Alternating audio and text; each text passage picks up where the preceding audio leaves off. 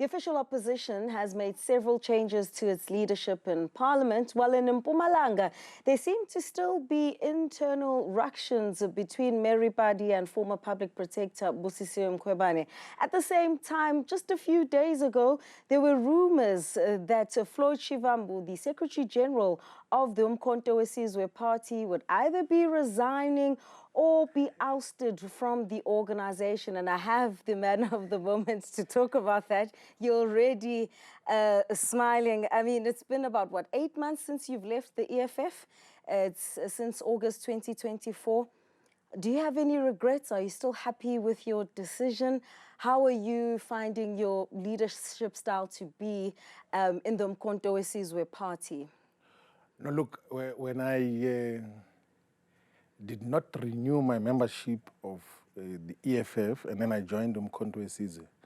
In the early stages, I actually had posted on social media to say that this is the best decision I have ever taken politically, and I still stick by that, that joining uMkhonto weSizwe is the best decision that I've ever taken in my political life, because I got to learn from the rich experience of President Zuma and many other leaders of uMkhonto weSizwe.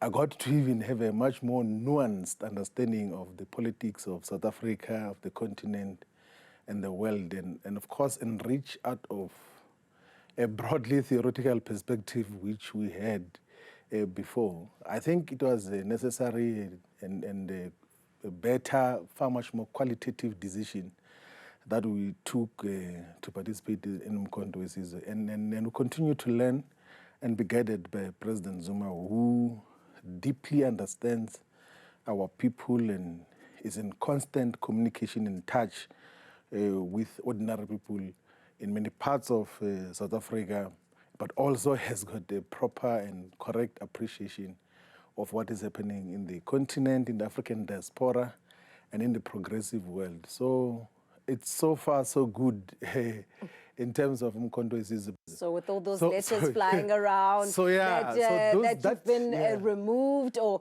that you are possibly resigning, let's clarify that. Are you leaving, or have you been told that any moment from now you could be removed as Secretary General of the uMkhonto weSizwe party? So I'm Secretary General of uMkhonto weSizwe now. Yeah.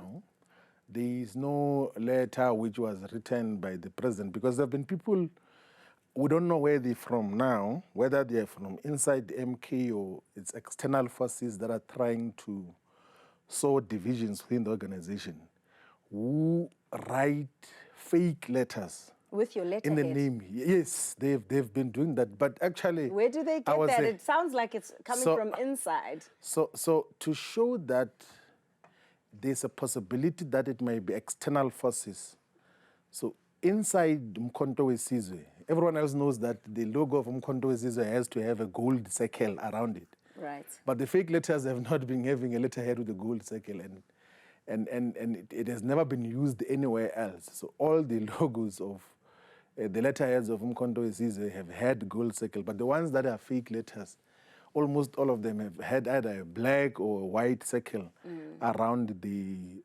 logo of the organization. And the other thing is that I'll never resign from uMkhonto weSizwe. Never. Even if I'm not in any of its leadership structures. I did not join uMkhonto weSizwe to lead it. I joined uMkhonto weSizwe to be a member, to campaign for its ideals and a program and vision, because I think that the manner in which it's conceptualized and how President Zuma get to explain what uMkhonto weSizwe is to all of us, it's a far much more noble perspective that let us constitute a fresh national liberation movement which will draw the best lessons from the struggles against colonialism and apartheid, from the former liberation movement, which will take as well the Freedom Charter and attain all its objectives, because those that were mandated by history have failed dismally to do so, which will also have an appreciation of what the Black Consciousness movement did, which will have an appreciation of what Pan-Africanism in the South African context stood for, which will also have appreciation of those who fight for economic freedom in our lifetime stands for, because there's a proper illustration that he gives that us as black people, we stand for same aspirations because we coincidentally and collectively are oppressed by the system of colonialism and apartheid. So there is no need for us to be stratified into small unviable fiefdoms called political organizations.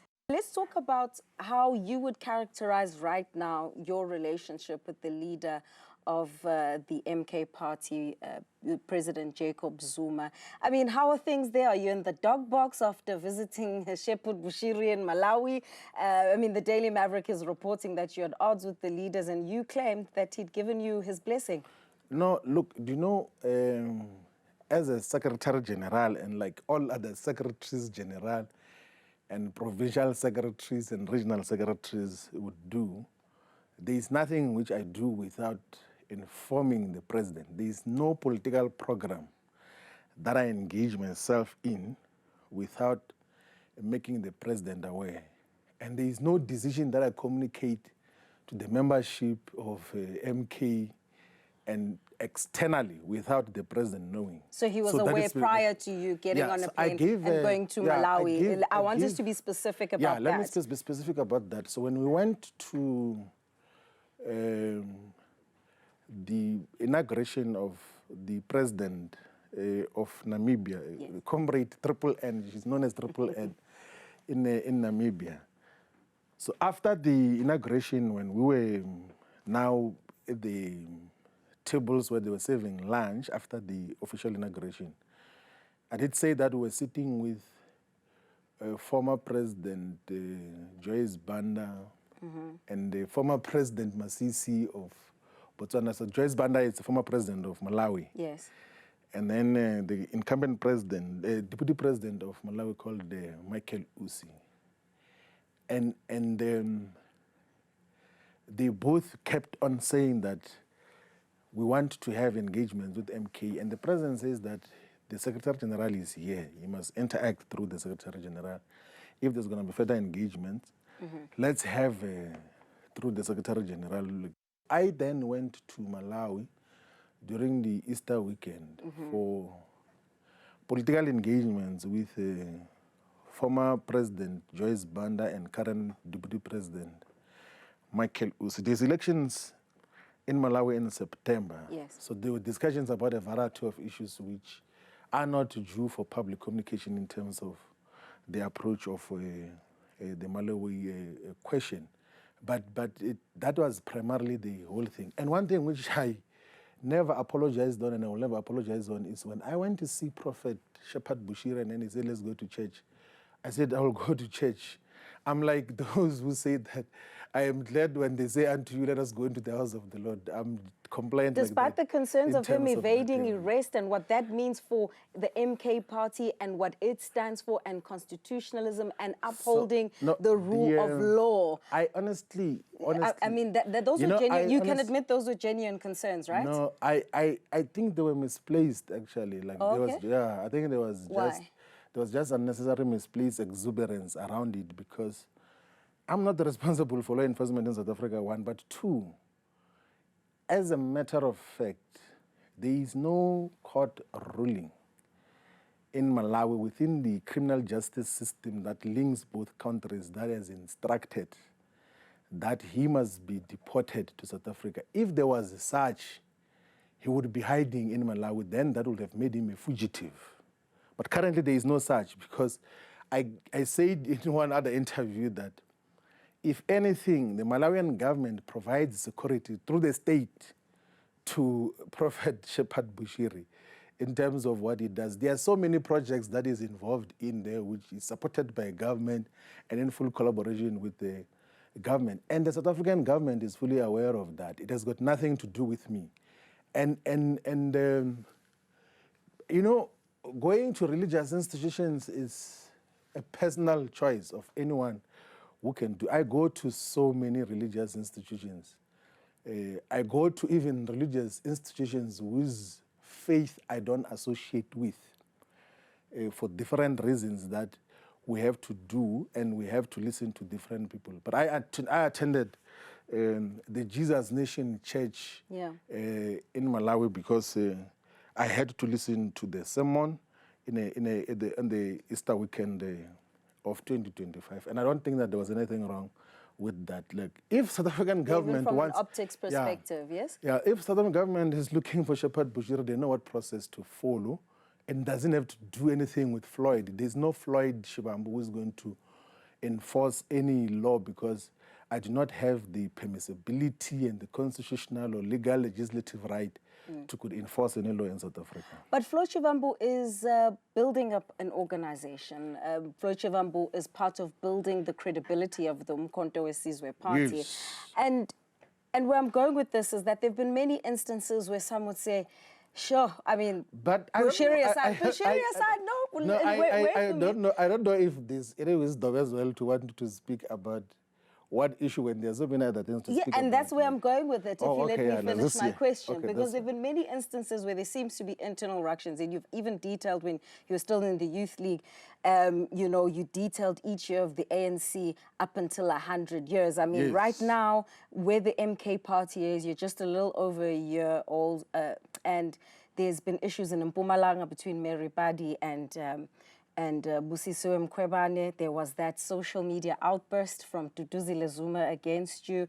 And more recently, what many have termed the unceremonious removal of Mzwanele Manyi, by the way. What would you say to the potential voter about this? And to make them believe that these are just teething problems, it's nothing to really signal that there's an implosion on the horizon.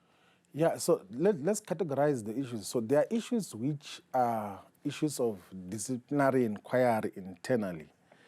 So as a Secretary General, I can't publicly communicate or speak about issues that are subject of disciplinary inquiry. It's not allowed inside the organization itself, even in a basic legal principle and standard all over the world. There are certain things that you do not want to divert or date the intention of by making unnecessary reflections on that. So the issues of the outbursts that you've mentioned is an issue of disciplinary inquiry, is not an issue that we can talk about.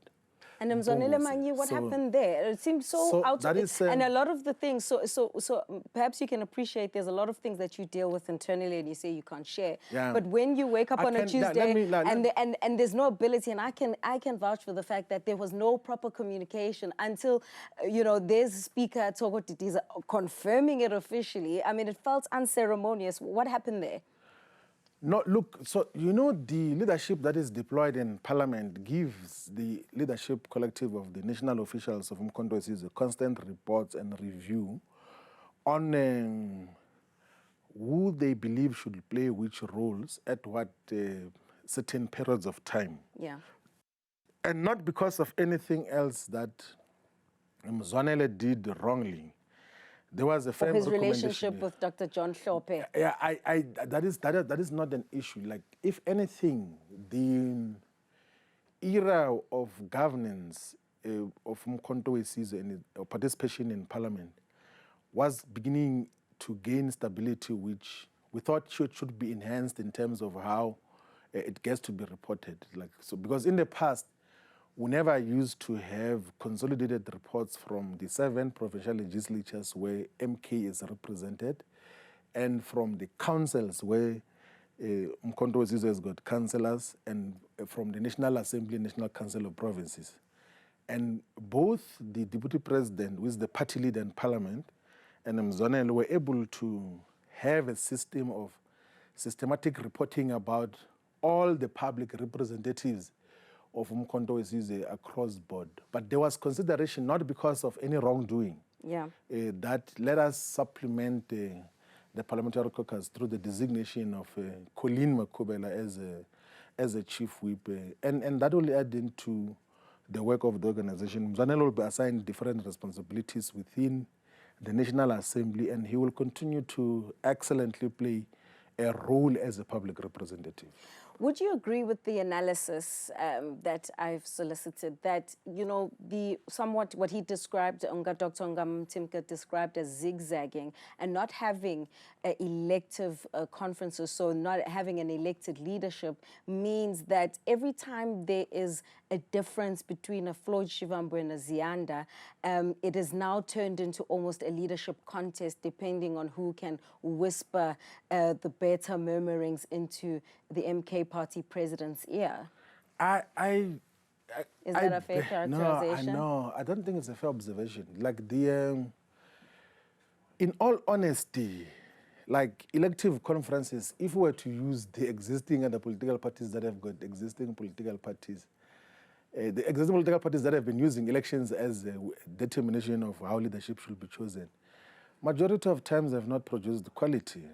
Like they've produced those who are master factionalists and have money to buy delegates to conferences. How would you characterize your leadership style as Floyd Shivambu, the Secretary General of the MK party, in the context of lots of talk about you being under fire in KwaZulu-Natal and you contending with tribalism, and hence this constant back and forth about a Floyd Shivambu who's on his way out? I've never had any encounter of tribalism. From your rank and file? No, I have never. From rank and file, from the leadership of uMkhonto weSizwe, I've never got to have such an encounter. You would say then that you have the respect of the rank and file, but do you also have the same in the leadership structures, i.e. what's your relationship with Duduzile Zuma now? We only got to experience what took place on social media, but like you keep saying, we don't know what's happening behind the scenes. Are you okay? We've seen you at events together since then, so what's it like now? There's never been any hostility, and there's never been any political difference that I'm aware of. Like, because whenever we interact, it's my sister, my brother, everything is going well. That has been a consistent relationship since I joined uMkhonto weSizwe.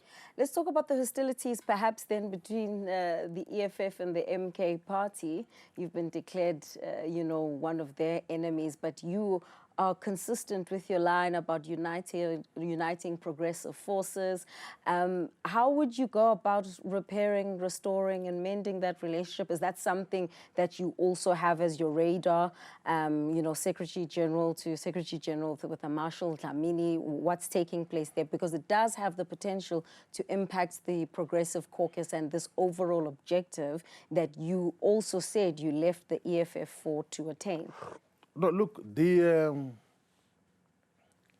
know what, the most dynamic and politically sound thing which the MK did, which we also made a plea that all other political organizations should do, we sat in a meeting of the National High Command to begin to characterize the domestic and global balance of forces. So in our characterization of the domestic balance of forces, we then also got to characterize all the political formations and role players in South Africa. We did characterize to say that the ANC, although it is captured by the white capitalist establishment, is being puppet mastered by Stellenbosch in terms of what it has to achieve. We say that we can't categorize and define the ANC as an enemy force. We say it's a strategic opponent which is contested. It's a contested opponent. Mm-hmm. So there's a difference between an enemy and an opponent. Enemy you have to crush. You must eliminate completely. You don't talk to enemy. You don't have any engagements at all. But a contested opponent, you contest its ideological character and form and its politics in general, so that it then drifts closer towards what you stand for as an organization. And then our characterization of the EFF is not an enemy force, it's not even an opponent. We say it's a potential strategic ally, which shares the same values and principles with uMkhonto weSizwe, by and large. And that we know because uMkhonto weSizwe and the EFF are co-signatories of a charter that unites the Progressive Caucus in Parliament. And that charter speaks politics as to what we stand for. We agree on redress of the imbalances of the past. We don't think what we have now is the status quo must continue forever. We agree that the land must be reclaimed and be given to particularly those who were excluded by apartheid and colonialism. We agree on provision of free education. We agree on anti-imperialism. So when will it be time to unite? No, look, I think there has to be a certain degree of political and ideological maturity that happens amongst the individual leaders of all parties, particularly of the EFF, because there is some emotive, subjective reaction to politics, and you can never get politics right if Julius every time... Malema says it will never happen. So that is the subjectivity which doesn't seem to be founded on sound ideological and political basis. And you can never get politics right if every time there is a political development, you want to emotionally react to such a circumstance. Then you are in politics for a wrong reason, because politics, you need absolute composure and you need proper temperament to be able to read the balance of forces and not to be emotive about each and every issue, because you will become personal. Like, you will even miss important opportunities. I'll give an example, Ziyanda, in terms of what got to happen in the first term when the EFF went to parliament. Because there was, at the leadership level, there was a narrow oppositionist approach to everything else that President Zuma was doing or saying. But if you were go on and check now as to what was President Zuma saying when he was head of state and president, on free education, on the land and everything else, on things which the EFF stands for.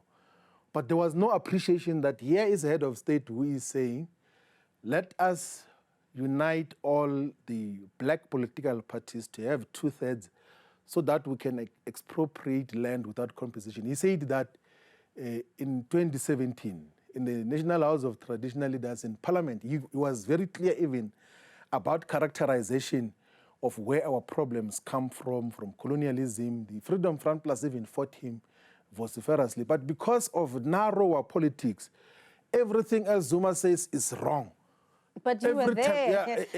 And you know, I mean, that's why people say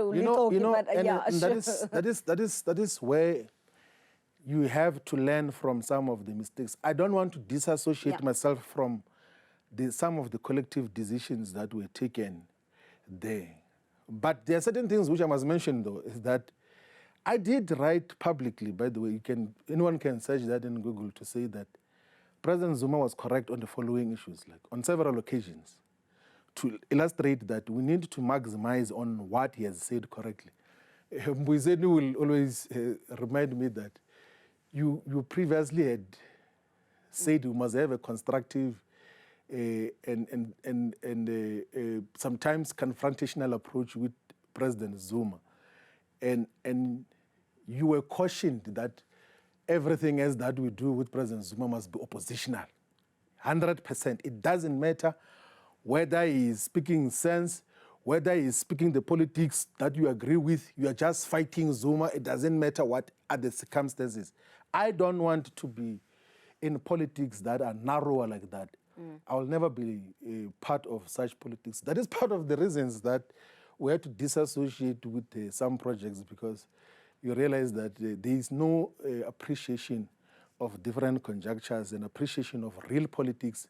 It's about point scoring and wanting to outshine people and wanting to appear much more cleverer and much more radical than everyone else. And the majority of times, that doesn't lead to anything. So then the version of politics of President Zuma is that it doesn't matter what we have said about him before. It doesn't matter what people do. He always finds a way of uniting a common perspective to pursue a progressive agenda. And that is what I appreciate and I am proud to associate with, whether I'm a leader of MK or not. Floyd Shivambu, the Secretary General of the uMkhonto weSizwe Party. Thank you for your time. Staying, not going anywhere. Whether he is a Secretary General or an ordinary member, so says Floyd Shivambu, but lots on the horizon for the MK Party and a little bit of insight about what's been happening internally. Some of the teething issues, nothing to be worried about.